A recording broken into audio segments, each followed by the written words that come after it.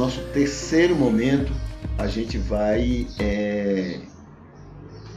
iniciar então, né? A gente começa esse terceiro momento falando sobre o texto em João, o evangelista João, tá? E aqui, olha, nós estamos no versículo 26 e 27, né? Estamos lembrados da sequência, né? E aqui nesse momento, olha, disso que está acontecendo nesse capítulo 6, nós temos o momento do pão do discurso da vida, né? Quando Jesus está falando, vai falar agora para o povo sobre ele ser o pão da vida para aquelas pessoas, para o mundo todo, não é para ele, né? Para o mundo todo. Ele é esse pão que devemos todos participar. Versículo 26. Respondeu-lhe Jesus e disse: em verdade vos digo que me buscais não pelos sinais que vistes, mas pelo pão que comestes e vos fartastes. Vocês estão me procurando não pelo sinal, né? Não é exatamente o milagre, mas o sinal, o fato de que eu sou o Filho de Deus, de que eu sou o enviado de Deus, de que eu sou o próprio Deus. Eu sou, né? Tem o sentido disso, eu sou. Porque lá no Antigo Testamento, tudo isso para os judeus, viu? Lá no Antigo Testamento, Deus falou para Moisés o seguinte: olha, diga ao povo que eu sou. Eu sou é como se fosse uma maneira de identificar Jeová, o Deus, né, que eles conheceram lá no Antigo Testamento. Então, está falando para o povo: diga a eles que eu sou. Entendeu? Então, vocês não estão preocupados com isso, vocês não estão interessados nisso. Vocês estão atrás de um pão que perece. É isso que Jesus está falando aqui no versículo 26. Aí vem o 27. Trabalhai, né? Estejam atentos, queiram de verdade, não a comida que perece, mas sim a comida que permanece para a vida eterna, a qual o Filho do Homem vos dará, porque Deus Pai a estes selou, a estes deu, né? Então, não fiquem preocupados com as coisas materiais, se preocupem com as coisas espirituais. Tudo bem, foi bom que vocês saíram de longe para vir me buscar, mas não fiquem atrás de mim pelas coisas existenciais, e sim pelas coisas espirituais, os motivos espirituais para estarem comigo, tá? Então tem aqui algumas coisas que a gente chama a atenção. Jesus conhece o coração humano. Maravilha isso. Tem um lado bom e tem um lado ruim, tá? Tem um lado bom porque ele sabe das nossas fraquezas, ele sabe exatamente das nossas intenções, né? Mas tem um lado ruim, é que ele sabe também das nossas má vontades, das nossas desobediências, né? Essas coisas todas. Mas ele conhece o coração humano, né? De antes e de depois do pecado original. Ele sabe do meu coração. Ele sabe como é que esse coração era antes do pecado original. Como é que ele seria? Né? Mas ele sabe também, depois do pecado original, depois daquela queda de Adão, como foi que esse coração, essa alma, essa mente, não é? Como é que eu sou? Ele conhece isso perfeitamente, sem nenhum problema. Conhece muito melhor do que eu mesmo, né? Jesus mostrou o verdadeiro interesse deles, tá? Mais motivos para ele não nos amar, né? Qual era o motivo? Motivos carnais, motivos humanos, né? Havia uma decepção no meu coração, né? Eles estão atrás de mim não é por causa de mim, eles estão atrás de mim por causa das coisas que eu posso fazer por eles. Não decepciona um pouquinho a gente? Um pouquinho não, um bocado, né? Mas acontece que Deus conhece e realmente sabe, né, que somos pessoas enfermas. Mas aqui, mas nos ama mais ainda. Paciência, compreensão e carinho ele tem para conosco, né? Perdoa, pois não sabem o que fazem. Eles são loucos. Nós somos loucos. Nós somos doentes, nós somos alienados, nós somos tolos. E ele sabe disso. Somos infantis, não é? Enfermos, doentes da mente. É isso que nós somos, infantis, crianças doentes. Entendeu? Então, ele sabe disso, né? Buscamos as coisas efêmeras, passageiras. Ele sabe que por causa da nossa enfermidade, da nossa infantilidade, a gente busca coisas passageiras, coisas efêmeras. Agradar a Deus, os planos de Deus, interesses divinos, não é o que nos atrai. A gente não se preocupa com isso. Né? Nos deixamos levar por nosso coração carnal e humano. Amar nos dá, sabemos que quando amamos, isso nos dá saúde, não é, conosco e com Deus. A gente sabe disso, todo mundo sabe, mas preferimos ódios, zangas, rancores, mágoas, tristeza dos outros. É isso que agrada o coração da gente. A gente tem, né? Isso nos dá prazer. A gente sabe que isso é veneno para a gente. A gente sabe que isso é ruim para a gente. A gente sabe que isso entristece o coração de Deus. Mas é isso que nos atrai, é isso que, né, a gente desenvolve espontaneamente, naturalmente. Somos doentes. Extremamente doentes. Só a misericórdia de Deus para ter paciência com a gente. Né? Devemos buscar as coisas eternas, as coisas edificantes. Amar, perdoar, acarinhar, elogiar, ajudar. Tudo isto agrada a Deus, agrada o coração de Deus. Tudo isso, né? Tudo isso nos faz bem neste mundo e no céu. Tá? Então, o que Jesus está falando para eles é isso. Gente, deixem de ser humanos. Deixem de ser crianças. Deixem de ser doentes. Né? Isso vocês me procuram por causa disso. Né? Vocês não procuram pelos reais, os melhores motivos que poderiam ter para então estarem à minha procura do jeito ansioso que vocês estão, tá? Vamos falar aqui sobre a declaração doutrinária. Na declaração doutrinária, nós estamos falando sobre Jesus como Filho de Deus, né? Essa é nosso interesse nesse momento. E aí, falando sobre Jesus como Filho de Deus, eterno Filho de Deus, então diz assim, a declaração quer reforçar que era Filho unigênito. É uma maneira de arrumar o desarrumado. A gente fica criando, não, Deus é um só Deus, mas são 3 pessoas divinas.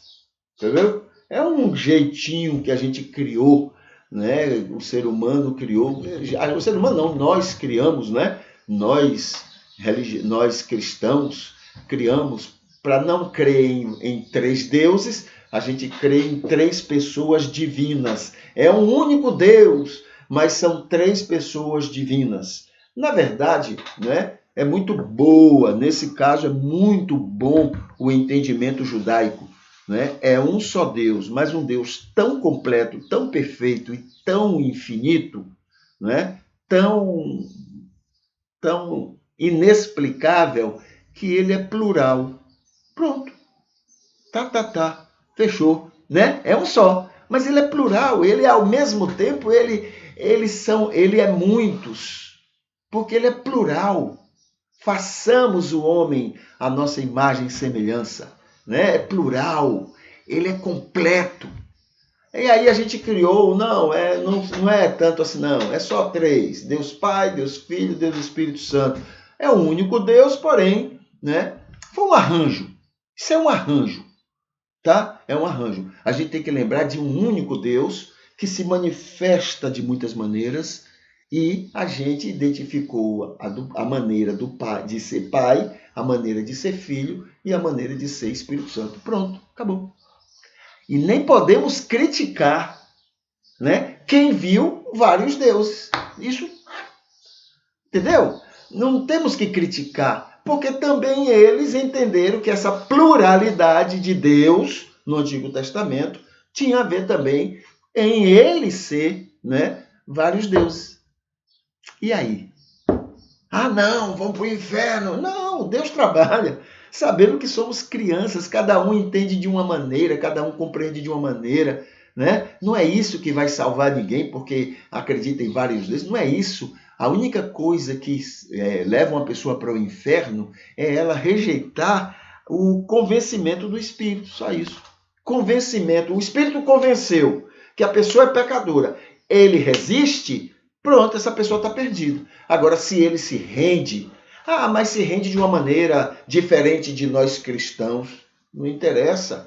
Não é você que vai salvar ninguém, né? Mas a pessoa se rendeu, a pessoa abriu o coração, Deus está atuando no coração dela, está mudando o coração dela, está transformando o coração dela. Está salva. O céu não é seu, o céu não é meu, o céu não é dos cristãos. Inclusive, Jesus avisou aos cristãos egoístas, né, que acham que só a gente é que está salvo.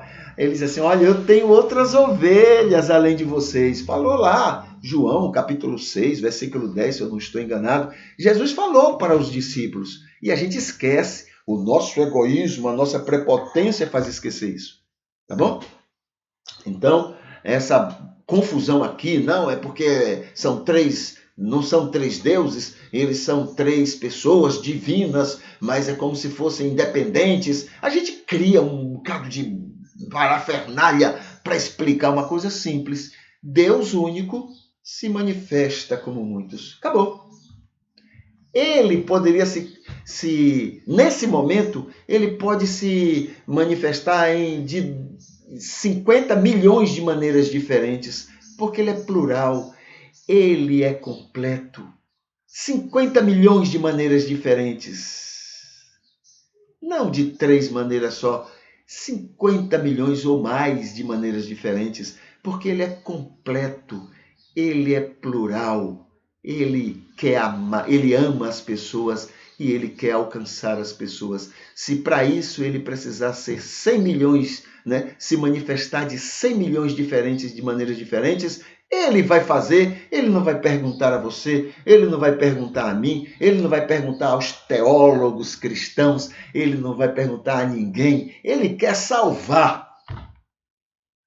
Compreende? Então, esse é o amor de Deus. Né? E esse negócio, essa brigueira aqui de que Cristo é o Filho e que ele não sei o quê, e porque ele aqui. Não, Cristo é Deus que encarnou, né? Se manifestou como homem, né? Encarnado entre nós, tá? Para mostrar, para viver o seu amor entre nós. Tá bom? Isso aqui é a declaração doutrinária. A gente vai aqui para a questão da história bíblica.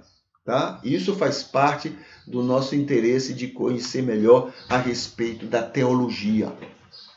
Então, já vimos aqui, olha, né, na semana passada, vários aspectos, né, quando a gente pega a história da humanidade e divide de 500 em 500 anos, a gente encontra um momento específico. Então, veja, 2000 anos antes de Cristo, Abraão. 1500 anos antes de Cristo, Moisés. Moisés, 1500. 1000 anos antes de Cristo, Davi. 500 anos antes de Cristo, aí você tem, por aí mais ou menos, o final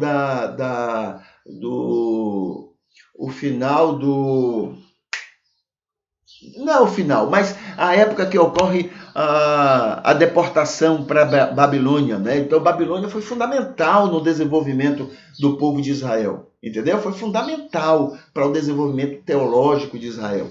Depois vem 0 anos o nascimento de Jesus. 500 anos depois, aí agora o cristianismo já está fazendo seu papel humano, carnal no mundo, dominando o mundo. Acabou o Império Romano, tá o cristianismo impondo as coisas, estragando as coisas, forçando as coisas, né? Tomando o poder para poder impor ao mundo aquilo que era os bodes, né? O joio do cristianismo achava que deveria impor ao mundo. Quando completou 1000 anos, o Império Romano é dividido, né? O Oriente e o Ocidente. Aí depois vem com 1.500 anos depois de Cristo, aí vem a Reforma Protestante, né? Foi importante, foi bom, mas também trouxe muita tolice, muita carnalidade, né? Claro que a história conta coisas muito bonitinhas, muito enfeitadas, mas trouxe, né, repetiram muitos dos erros que eles criticaram, né? A Reforma Protestante trouxe nos países onde foi implantado. Isso aí 1.500 anos depois de Cristo. 2.000 anos depois de Cristo, agora, recentemente, nós temos um cristianismo, a maior religião do mundo, porém a religião mais dividida, mais briguenta, mais confusenta, né? A gente tem muita propaganda, né, que é passada pelos cristãos a respeito de religião, como, por exemplo, o Islã, né? O terrorismo, essas coisas todas. O cristianismo está anos-luz à frente do islamismo, né? Na questão da desavença, da briga, a gente não se mata porque as leis ainda não permitem. A gente ainda não bota a bomba no corpo da gente para explodir, não sei por aí, porque as leis ainda não permitem. Mas se permitisse, nós seríamos iguais a eles, né? Ou piores. Entendeu? Então, não temos que ficar criticando ninguém. A gente tem que olhar primeiro para a nossa casa, para o nosso telhado. Tá? E aí a gente vai ter tanta vergonha que a gente não vai nem olhar para o telhado dos outros. Aí, nessa sequência de 500 em 500 anos, então entra aqui uma primeira fase que a gente pode chamar a atenção para o cristianismo, para a história, né, da igreja, a história bíblica sobre a face da terra. Tá? A gente não vai entrar, mas já está aqui, não é? Eu vou ver se a gente coloca isso também no governo, né, no Facebook, até para poder facilitar as pessoas a virem aqui e conhecer melhor cada uma dessas informações. Tá? A gente fica por aqui. O que é que a gente vai fazer agora mais aqui? A gente vai, então, para esse momento aqui da despedida. Pronto, né? E amanhã a gente está de volta. A gente volta a conversar e a estudar a respeito, né, de outros tantos assuntos que estão relacionados a esse terceiro momento do nosso culto matutino terapêutico. Tá bom? Então, deixa eu botar aqui a musiquinha e a gente então vai se despedindo, tá? Que Deus abençoe. Amanhã, com fé em Deus, a gente está de volta.